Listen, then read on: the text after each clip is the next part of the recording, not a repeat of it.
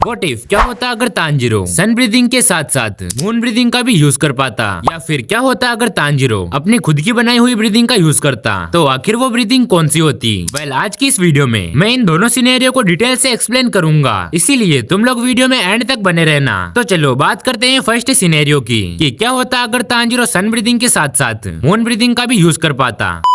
तो इस स्टोरी में जब तांजिरो चारकोल बेच के सुबह अपने घर पे आता है, तब वो अपनी फैमिली के हर एक मेंबर को मरा हुआ देखता है। यहाँ तक कि इस बार नेजुको भी सरवाइव नहीं कर पाती। अब आप लोग जरूर यही सोच रहे होंगे कि अगर नेजुको तांजिरो के साथ नहीं है, तांजिरो डीमन स्लेयर बनने का भी नहीं सोचेगा। लेकिन इस स्टोरी में ऐसा नहीं होने वाला, क्योंकि तांजिरो इस बार डीमन स्लेयर इसलिए बनेगा ताकि वो उस डीमन को मार सके जिसने तांजिरो की फैमिली को मारा है। और फिर आगे यहाँ पर तांजिरो ग्यू से मिलता है, जो कि उसे उरोकोडाकी के बारे में बताता है। और उरोकोडाकी के अंडर में 2 साल तक ट्रेनिंग करने के बाद तांजिरो एक डीमन स्लेयर बन जाता है। लेकिन इस बार तांजिरो की पावर बहुत ज्यादा होगी, बिकॉज इस बार तांजिरो ने अपनी पावर्स को बढ़ाने के लिए और भी ज्यादा ट्रेनिंग की है। और क्योंकि इस बार तांजिरो की पावर पहले से बहुत ज्यादा है, इसीलिए तांजिरो फाइनल सिलेक्शन को आसानी से पार कर लेता है। और फिर आगे तांजिरो का मुकाबला होता है रुई से, जहाँ पर तांजिरो अकेला रुई के अगेंस्ट फाइट करता है। और क्योंकि तांजिरो इस बार रुई के अगेंस्ट अकेला फाइट कर रहा है, इसीलिए उसे इस फाइट में थोड़ी बहुत दिक्कत होती है। लेकिन जब यहाँ पर तांजिरो सन ब्रीदिंग को अनलॉक कर लेता है, तब यहाँ पर उसे रुई के खिलाफ लड़ने में थोड़ी आसानी हो जाती है। एंड आखिर में यहाँ पर ग्यू आकर रुई का गला काट देता है। लेकिन इस बार यहाँ पर तांजिरो इस फाइट में ज्यादा डैमेज नहीं हुआ था। और क्योंकि तांजिरो ने इस फाइट में सन ब्रीदिंग को अनलॉक कर लिया था, इसीलिए मुगन ट्रेन तक आते आते तांजिरो यहाँ पर सन ब्रीदिंग को प्रॉपर्ली मास्टर कर लेगा। और जब तांजिरो का मुकाबला एनमू से होगा, तब तांजिरो को एनमू से लड़ने के लिए ज्यादा दिक्कत नहीं होगी, क्योंकि इस स्टोरी में तांजिरो की पावर बहुत ज्यादा इंक्रीज हुई है, जिस वजह से यहाँ पर तांजिरो बहुत ही कम टाइम में इनोस्के के साथ मिलकर एनमू का गला काट देगा। एंड फिर वो जाएगा सीधा रेंगोकू की हेल्प करने के लिए, जहाँ पर रेंगोकू अकाजा से अकेला लड़ रहा होगा। अब यहाँ पर तांजिरो की हेल्प से रेंगोकू अकाजा को सनलाइट तक रोके रख लेगा, बिकॉज देखा जाए तो रियल स्टोरी में रेंगोकू ने अकाजा को लगभग हरा ही दिया था। और इस स्टोरी में तो रेंगोकू के साथ तांजिरो भी है, तो ऑब्वियसली ये लोग अकाजा को सनलाइट तक रोके रख लेंगे, जिस वजह से यहाँ पर अकाजा मारा जाएगा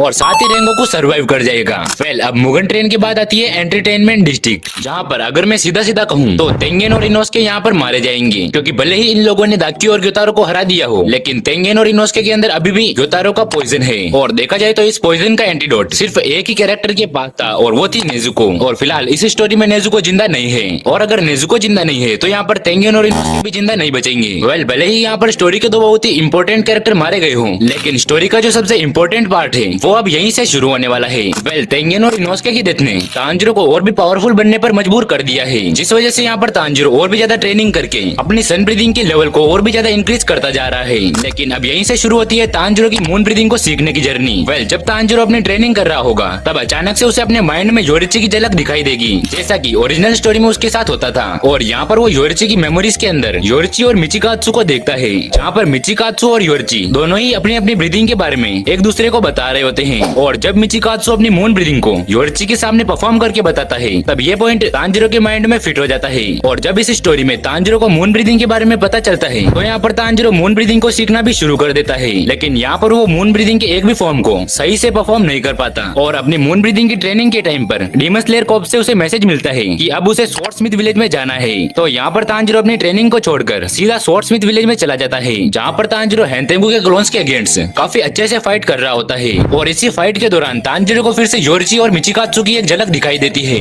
जिसमें मिचिकात्सु योरिची को ये बता रहा होता है कि किस तरह से उसने अपनी मून ब्रीदिंग को बनाया और उसे मास्टर किया। और जब मिचिकात्सु योरिची को अपनी मून ब्रीदिंग के फर्स्ट फॉर्म को परफॉर्म करके बताता है, तब तांजिरो इस फॉर्म को भी सीख लेता है। और जब तांजिरो इन चारों डीमंस का गला काटने वाला होता है, तब यहाँ पर वो सन एंड मून ब्रीदिंग को कंबाइंड करके एक अलग ही फॉर्म का यूज करता है और उन चारों डीमंस का गला काट देता है। और तांजिरो का ये अटैक इतना ज्यादा डेंजरस था कि ये चारों डीमंस कई देर तक अपने सर को रीजनरेट भी नहीं कर पाते। और इसी चीज का फायदा उठाकर तांजिरो सीधा जाता है हेंतेंगू की रियल बॉडी को ढूंढने। और जोहाकुटेन के अपीयर होने से पहले ही वो यहाँ पर हेंतेंगू की रियल बॉडी का गला काट देता है। लेकिन यहाँ पर तांजिरो काफी ज्यादा वीक हो जाता है, क्योंकि उसने जब 2 ब्रीदिंग को कंबाइंड करके एक नई ब्रीदिंग को बनाया था, तब तांजिरो ने उसमें अपनी बहुत ही ज्यादा पावर का यूज किया था, जिस वजह से हेंतेंगू का गला काटते ही तांजिरो बेहोश हो जाता है। लेकिन यहाँ पर गेन्या और मित्सुरी तांजिरो को सीधा बटरफ्लाई मेंशन में ले जाते हैं, जहाँ पर तांजिरो का इलाज किया जाता है। और कुछ टाइम में जब तांजिरो रिकवर हो जाता है, तब यहाँ पर हाशिरा ट्रेनिंग को शुरू कर दिया जाता है। और तांजिरो हाशिरा ट्रेनिंग के साथ साथ अपनी मून ब्रीदिंग को सीखने की ट्रेनिंग को भी जारी रखता है। एंड आखिरकार तांजिरो मून ब्रीदिंग को भी सीख लेता है। वेल, इन्फिनिटी कैस्टल की स्टार्टिंग से पहले मैं आपको बता दूं कि तांजिरो की जो पावर लेवल है वो यहाँ पर रियल स्टोरी से 3 गुना ज्यादा हो चुकी है। एंड इस बार इन्फिनिटी कैस्टल में एंटर करते ही तांजिरो का ऑरा अलग ही लेवल पर होता है और इस बार इन्फिनिटी कैस्टल की फाइट इतनी ज्यादा टफ नहीं होगी जितनी ओरिजिनल स्टोरी में हुई थी। वेल देखा जाए तो इस बार टोमा के अगेंस्ट कनाओ, शिनोबू और मुइचिरो फाइट करेंगे और इस फाइट में कनाओ और मुइचिरो सर्वाइव कर जाएंगे और यहाँ पर ओरिजिनल स्टोरी की तरह ही शिनोबू मारी जाएगी। वहीं दूसरी तरफ ज़ेनात्सु काइगाकू के अगेंस्ट अपनी फाइट को कंप्लीट करेगा और इस बार नागिमे के अगेंस्ट लड़ने के लिए ओबनाए, मित्सुरी और ग्यू जाएंगे जो कि इस बार नागिमे को आसानी से हरा देंगे। एंड इस बार कोकुशिबू से लड़ने के लिए ग्योमे, इसानेमी, तांजिरो, रेंगोकू एंड गेनिया जाएंगे। एंड यहाँ पर जब तांजिरो सन ब्रीदिंग का यूज करेगा तब यहाँ पर कोकुशिबू हैरान हो जाएगा क्योंकि जो ब्रीदिंग स्टाइल सेंगोकू एरा के बड़े बड़े आशिरा नहीं सीख पाए वो आखिर इस बच्चे ने कैसे सीख ली। एंड जब यहाँ पर Tanjiro sun and moon breathing को कंबाइंड करके अपनी नई ब्रीदिंग का यूज करेगा तब ये सीन कोकुशिबू को बहुत ही ज्यादा चौंकाने वाला होगा बिकॉज वो ब्रीदिंग जिसे डीमन स्लेयर की हिस्ट्री से ही मिटा दिया गया था उसके बारे में आखिर तांजिरो को कैसे पता चला। और देखा जाए तो इस बार कोकुशिबू इस फाइट में अपनी सारी लिमिट्स को क्रॉस कर देगा जिस वजह से यहाँ पर इस फाइट में रेंगोकू एंड गेनिया मारे जाएंगे। लेकिन हाँ, कोकुशिबू को हराने के बाद और फिर ग्योमे, सानेमी एंड तांजिरो मुजान की तरफ चले जाते हैं और वहाँ पर जाकर ये लोग सबसे पहले देखते हैं कि मित्सुरी, ओबनाई एंड ग्यू मुजान से लड़ रहे होते हैं। एंड जैसे ही ग्योमे, सानेमी एंड तांजिरो यहाँ पर आ जाते हैं तो ये सिचुएशन थोड़ी बहुत इजी हो जाती है। एंड इस फाइट को कंटिन्यू करते समय ज़ेनात्सु, कनाओ एंड मुइचिरो भी यहाँ पर आ जाते हैं। एंड आखिरकार ये लोग मुजान को सनराइज तक रोके रख लेते हैं। तो चलो अब बात करते हैं सेकंड सिनेरियो की। लेकिन उससे पहले अगर तुम लोग डीमन स्लेयर एनिमे के एक्शन फिगर्स को लेना चाहते हो या फिर डीमन स्लेयर की मांगा सेट या फिर एनिमे से रिलेटेड किसी भी प्रोडक्ट्स को परचेज करना चाहते हो तो तुम लोग इस वीडियो के शॉपिंग वाले ऑप्शन से इन प्रोडक्ट्स को परचेज कर सकते हो। पहले रियल स्टोरी की तरह ही सबसे पहले मुजान तांजिरो की फैमिली पर हमला करता है जिससे नेजुको एक डीमन बन जाती है। जिसके बाद तांजिरो और नेजुको ग्यू से मिलते हैं और जहाँ पर ग्यू इन्हें उरोकोडाकी के पास भेजता है और इसके आगे की जो स्टोरी होती है वो लगभग सेम चलती है। जैसे कि सबसे पहले यहाँ पर तांजिरो एक डेमन को हराता है और फिर उरोकोडाकी से वाटर ब्रीदिंग को सीखता है और फिर वहाँ से आसाकुसा जाता है और यहाँ तक की जो स्टोरी होती है वो बिल्कुल सेम चलती है। लेकिन इस स्टोरी पर सबसे बड़ा बदलाव आता है नाटागुमा माउंटेन पर जहाँ पर तांजिरो रुई के खिलाफ फाइट करता है। वेल ओरिजिनल स्टोरी में तो यहाँ पर तांजिरो ने हिनोकामी कागुरा को अनलॉक कर लिया था जिससे यहाँ पर वो रुई को काफी अच्छी टक्कर दे पा रहा था। लेकिन इस टाइमलाइन में जब तांजिरो को अपने मेमोरीज में अपने फादर के बताए हुए हिनोकामी कागुरा के बारे में याद आता है तब वो इसे परफॉर्म करने की कोशिश करता है बट स्टिल वो ऐसा नहीं कर पाता। और जब तांजिरो अपनी मौत के बिल्कुल करीब होता है तब उसकी बॉडी में अचानक से एक अलग ही एनर्जी आ जाती है और वो अपनी वाटर ब्रीदिंग को एक अलग ही ब्रीदिंग में ट्रांसफॉर्म कर देता है जो कि होती है क्लाउड ब्रीदिंग। और अपनी क्लाउड ब्रीदिंग से तांजिरो रुई के ऊपर काफी खतरनाक हमला करता है जिससे रुई काफी ज्यादा डैमेज हो जाता है और आखिर में यहाँ पर ग्यू आकर रुई को हरा देता है। वेल यहाँ पर मैं तुम्हें बता दूं कि तांजिरो की जो क्लाउड ब्रीदिंग है वो सन एंड वाटर ब्रीदिंग से इंस्पायर है। वेल अब बटरफ्लाई मेंशन में अपनी रिकवरी के दौरान तांजिरो काफी ज्यादा चिंतित होता है बिकॉज उसे पता है कि उसने रुई के अगेंस्ट वाटर ब्रीदिंग के अलावा एक अलग ब्रीदिंग का भी यूज किया है। लेकिन यहाँ पर तांजिरो को इस बारे में ज्यादा कुछ याद नहीं होता। लेकिन खैर बटरफ्लाई मेंशन में होना तांजिरो के लिए एक काफी अच्छी अपॉर्चुनिटी होती है बिकॉज यहाँ पर वो द इंसेक्ट आशिरा शिनोबू कोचो के अंडर में ट्रेन होगा। वेल वैसे तो हमें पता है कि शिनोबू एक ऐसी आशिरा है जो कि 12th किजुकीस या फिर उससे भी नीचे लेवल के डीमंस का सिर नहीं काट सकती जिसका सबसे बड़ा रीजन है उसकी स्मॉल और वीक बॉडी। लेकिन फिर भी वो डीमंस को मारने के लिए एक नेचुरल तरीके का यूज करती है जिसमें वो डीमंस को पॉइजन देकर मारती है। तो अब शिनोबू यहाँ पर तांजिरो की फर्स्ट टीचर होगी और वो तांजिरो की क्लाउड ब्रीदिंग को डेवलप करने में उसकी मदद करेगी। और जब शिनोबू तांजिरो की ब्रीदिंग और उसकी मूवमेंट को एनालाइज करती है तब उसे पता चलता है कि तांजिरो क्लाउड ब्रीदिंग का यूज करता है जो कि यहाँ पर तांजिरो की वाटर ब्रीदिंग और उसकी नेचुरल पावर से मिलकर बनी है। और यहाँ पर मैं तुम्हें बता दूं कि तांजिरो की जो नेचुरल पावर है वो हिनोकामी कागुरा से रिलेट करती है। और जब तांजिरो हिनोकामी कागुरा के बारे में शिनोबू को बताता है तब शिनोबू उसे रेंगोकू से एडवाइस लेने के लिए बोलती है। और जब तांजिरो रेंगोकू को हिनोकामी कागुरा के बारे में बताता है तब रेंगोकू तांजिरो को ये एडवाइस देता है कि वो अपने हिनोकामी कागुरा और क्लाउड ब्रीदिंग को कंबाइंड करके अपनी क्लाउड ब्रीदिंग को और भी ज्यादा पावरफुल बना सकता है। और ऐसा करने के लिए तांजिरो रेंगोकू से ट्रेनिंग लेना शुरू कर देता है। अब जब मुगन ट्रेन में एनमू के अगेंस्ट तांजिरो की फाइट होती है वो यहाँ पर लगभग सेम ही चलती है जैसे कि रेंगोकू, ज़ेनात्सु और नेजुको मिलके ट्रेन में बैठे पैसेंजर्स की जान को बचाते हैं और तांजिरो और इनोसुके मिलके एनमू से फाइट करते हैं। लेकिन यहाँ पर सबसे बड़ा क्वेश्चन तो ये आता है कि क्या तांजिरो अपनी सन ब्रीदिंग के बिना एनमू को हरा पाएगा? वेल हाँ, बिकॉज यहाँ पर तांजिरो ने शिनोबू और रेंगोकू के साथ ट्रेनिंग करके अपनी क्लाउड ब्रीदिंग को अच्छे से मास्टर कर लिया है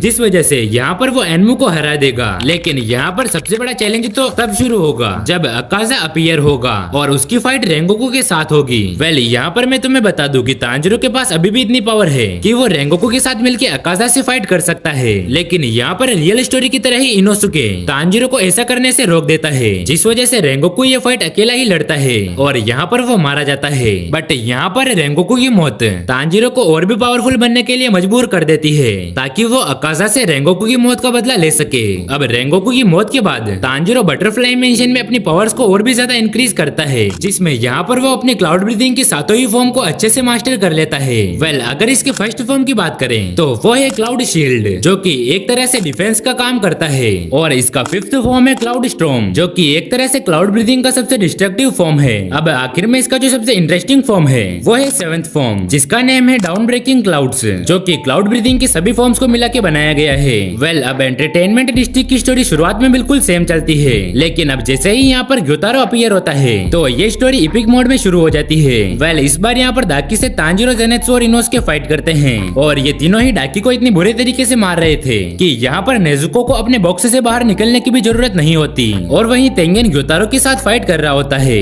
अब डाकी के साथ फाइट करते समय तांजीरो अपनी क्लाउड ब्रीथिंग को अच्छे से मास्टर कर लेता है, और वो डाकी को मारने का काम जेनेत्सु और इनोसुके को दे देता है, और फिर वो यहाँ पर तेंगेन के पास उसकी मदद करने के लिए जाता है। अब क्योंकि यहाँ पर तांजीरो ने अपनी क्लाउड ब्रीथिंग को अच्छे से मास्टर कर लिया है, इसीलिए यहाँ पर वो तेंगेन के साथ मिलकर ग्योतारो के ऊपर भारी पड़ता है। अब यहाँ पर तांजीरो और तेंगेन मिलके ग्योतारो का गला काट देते हैं, वहीं दूसरी तरफ जेनेत्सु और इनोसुके मिलके डाकी का गला भी काट देते हैं, और आखिरकार यहाँ पर अपर मून 6 मारा जाता है। वेल, हमें पता है कि ओरिजिनल टाइमलाइन में तांजीरो इस फाइट के दौरान काफी ज्यादा इंजर्ड हुआ था, बट इस बार यहाँ पर तांजीरो ज्यादा इंजर्ड नहीं होगा, लेकिन हाँ, यहाँ पर तेंगेन, जेनेत्सु और इनोसुके को काफी ज्यादा चोटें आएगी, लेकिन बटरफ्लाई मेंशन में इन सभी को रिकवर कर दिया जाएगा। तो अब तांजीरो का नेक्स्ट चैलेंज शुरू होता है स्वॉर्ड्समिथ विलेज में, जहाँ पर उसे मित्सुरी और गेन्या के साथ मिलके हेनतेंगु के साथ फाइट करनी होगी। वेल, अब इस आर्क में ज्यादा कुछ बदलाव नहीं होंगे, बिकॉज उसका मेन फोकस होगा हेनतेंगु की रियल बॉडी को ढूंढ के मारना, बिकॉज यहाँ पर जोआकुटन को मित्सुरी हैंडल कर लेगी। लेकिन इससे पहले यह स्टोरी शुरू होती है योरिची टाइप 0 से, जहाँ पर तांजीरो मुइचिरो से मिलता है, और जब वो मुइचिरो की ब्रीथिंग को देखता है तब उसे रियलाइज होता है कि क्लाउड ब्रीथिंग और मिस्ट ब्रीथिंग कहीं हद तक बिल्कुल सेम दिखती है। खैर, अब जैसे ही रात होती है तो यहाँ पर फाइट्स होना शुरू हो जाती है, और जैसा कि मैं आपको बता चुका हूँ कि इस आर्क के दौरान ज्यादा कुछ चेंजेस नहीं होंगे, बस यहाँ पर हमें तांजीरो की क्लाउड ब्रीथिंग की एक अलग ही पावर देखने को मिलेगी, साथ ही में नेजुको सन को काउंटर कर लेगी।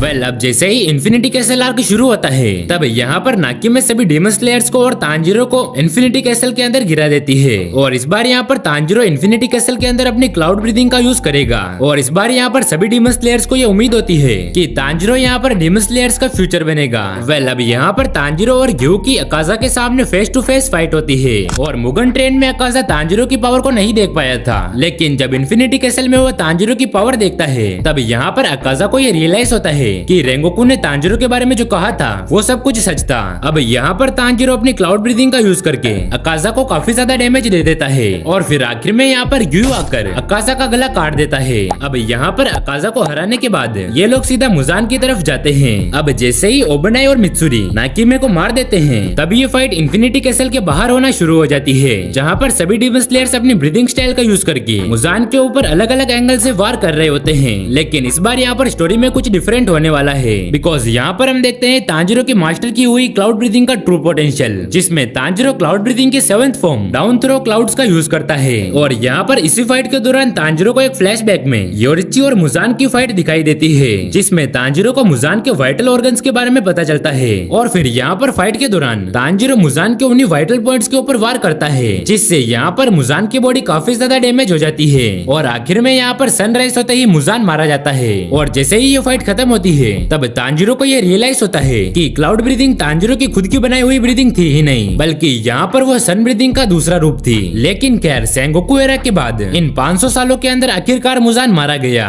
वेल, अब अगर तुम लोग डीमन स्लेयर के पूरे पावर सिस्टम के बारे में जानना चाहते हो तो स्क्रीन पर आ रही वीडियो पर क्लिक करो।